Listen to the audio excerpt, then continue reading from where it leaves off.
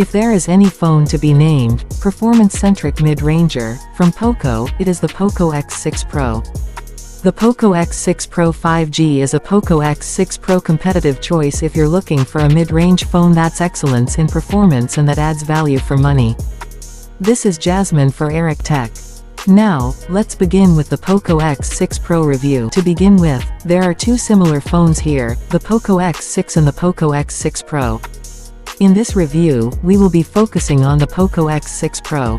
While both phones have a high-res OLED display and fast charging, the Pro model has a more powerful MediaTek chipset. The POCO X6 Pro weighs about 180 grams. Plus it comes with Xiaomi's new HyperOS interface. Although, out of the box, only the POCO X6 Pro comes with the Xiaomi's new HyperOS interface, the regular POCO X6 will get that via an update. The X6 Pro's back is glossy and mirror-like. The back is made of plastic and attracts smudges and dust quite easily.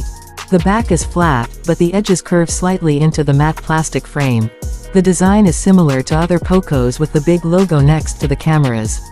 Both the POCO X6 and POCO X6 Pro are IPS54 rated for dust and splash protection. Still, submerging the phone in water wouldn't be a good idea. The X6 Pro has an OLED display with a high-res 1220p resolution, an upgrade over the 1080p of last year. The display has great color accuracy and support for HDR10+ video and Dolby Vision. The display is 6.67 inches with a 120Hz refresh rate. It is nearly the same as the POCO X6 screen, although for some reason that phone has Gorilla Glass Victus protection, but the Pro models has Gorilla Glass 5. You get a sharp resolution at 446 ppi and thin bezels too for a premium look. The phone's refresh rate is adaptive and smooth for the price. It can go from a smooth 120Hz down to 60Hz when the screen is idling to save energy, and for brightness, we measured a maximum of around 520 nits with the manual slider, and this can boost to 1150 nits in auto mode, which is great.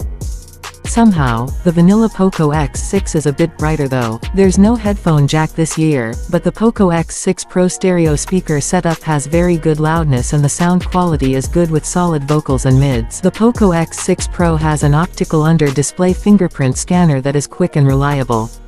The fingerprint scanner unlocks the phone at one try always. The POCO X6 Pro is the first phone we've seen running Xiaomi's new HyperOS interface out of the box, and it's on top of Android 14. If you're used to Xiaomi or POCO phones, you'll still be able to easily find your way around. Changes are mostly visual, for example a new system-wide font. One of the major changes is in the control center. It's now redesigned to remove the text labels of the icons. They're just symbols now.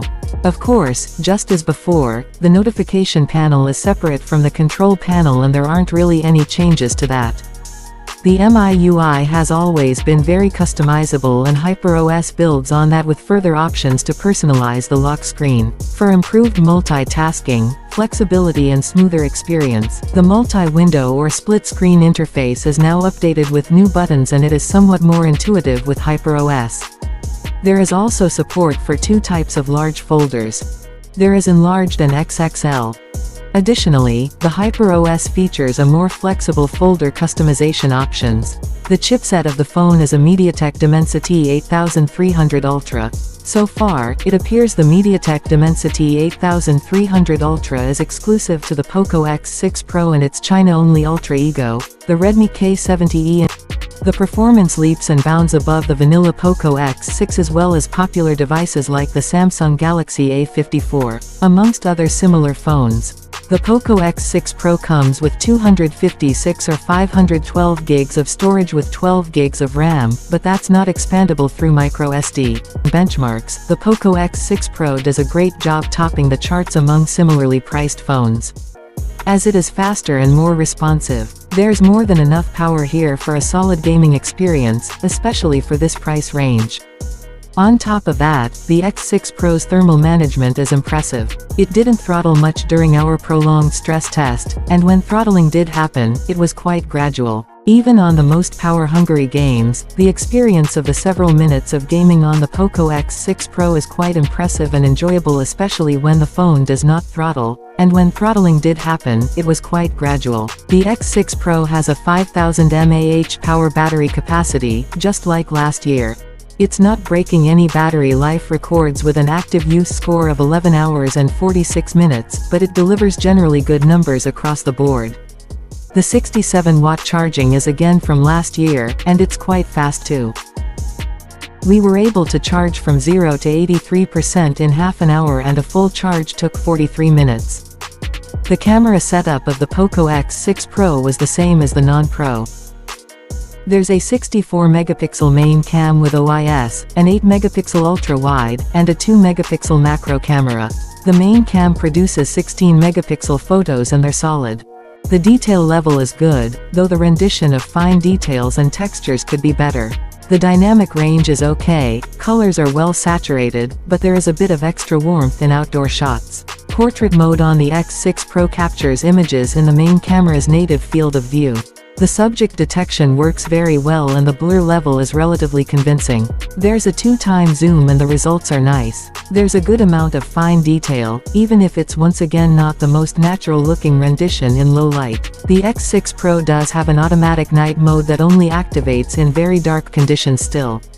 Otherwise the photos come out well exposed with good development in the shadows and slightly harsh but still acceptable highlights.